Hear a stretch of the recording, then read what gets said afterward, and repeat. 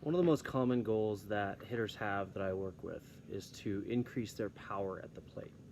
And they're correct in wanting to do that. We always want more power. But we need to think of it from a perspective of why. So I would say the reason why we all want more power is that it gives us a higher chance of success. Balls hit further, balls hit harder, tend not to be caught as often, and give us as hitters an advantage that we wouldn't normally have were we not more powerful. And there's two different ways that we need to increase that power. The first is very obvious. We need to be more powerful, right? So that means being stronger, being faster, having stronger hands, etc. So most athletes will get stronger with the big three lifts: deadlift, squat, bench press. And those are important, but we also need to take into account the fast twitch muscles that we need to be able to make that functional power, which we'll talk about in a minute. Functional power is becoming more powerful and applying that to a desired result. So we're going to learn a little bit today about how to gain that functional power. We want to first talk about timing, because 99% of hitting is rhythm and timing. Increasing your power is the exact same thing, okay? So what we want to be able to do is we want to be able to maximize that timing to be able to have a better result, okay? In hitting, one thing that a lot of hitters don't comprehend is that your timing is never ever perfect. You're always just a little bit off. We're working in tenths and hundredths of a second between the pitch being delivered and us needing to make up our mind on whether we're going to swing or not. So in order to do that, we are talking about really difficult to have perfect timing. It's a concept that is hard for hitters to grasp. So what we want to do is we want to make the assumption that we are always going to be a little bit off on our timing, okay? Now, once we're off on our timing, we know we're going to miss. So we want to learn how to miss properly early in the count.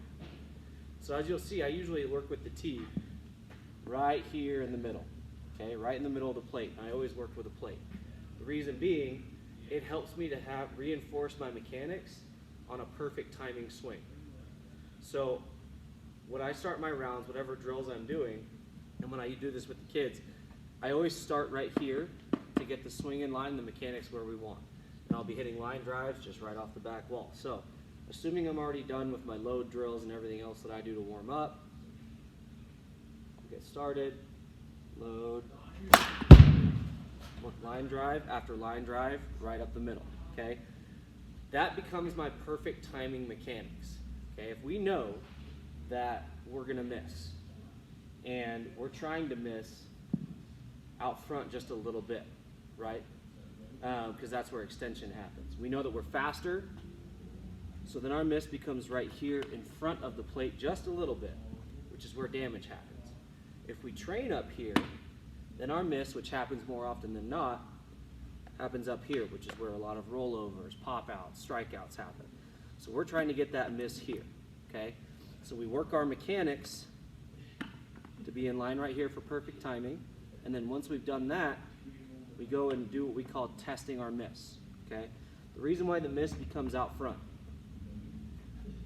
what are we training you to have? Which is more power, right? Okay. Now, if we're training to have more power, and our power comes from bat speed and extension, we are training to be faster with our bat, which means that our bat is going to travel farther based on the pitch when we make contact, right? So this is where our miss becomes when we work back here, okay? And when we do that, we're going to see a big difference in terms of how the ball flies, right?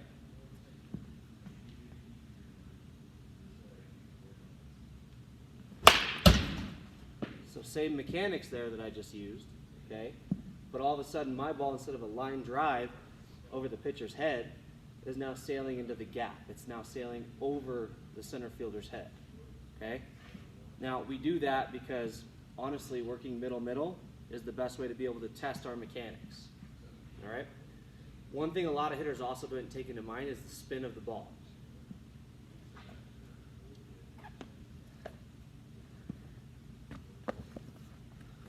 When we hit this baseball, okay, if my plane on the ball is coming down here. I'm creating backspin on the ball with its trajectory, right? So once I've created backspin, that spin fights against gravity, helps the ball sail farther, okay?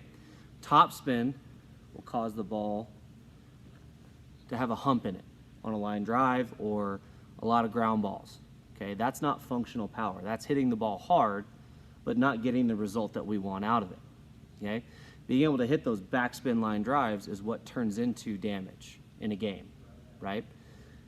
The problem with that concept that not a lot of hitters grasp, and what's hard for them, is that your highest exit velocity is going to be on a top spin ball or a ball that we hit a low line drive. So if we're just training for exit velocity, we're training to maximize outs, which no matter how hard we hit it is not our goal. So usually a good backspin line drive takes about 5 miles an hour off your exit velocity. Mine goes from about 100 to 101 down to 94, 95, 96 consistently when I'm working backspin line drives, okay? We have to find that balance and be able to have that sustainable functional power. So when I'm training my perfect timing pitch here in the middle of the plate, this is usually what it looks like.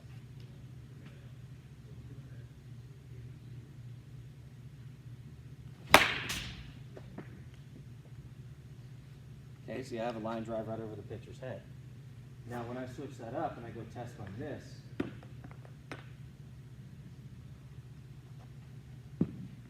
it's right here.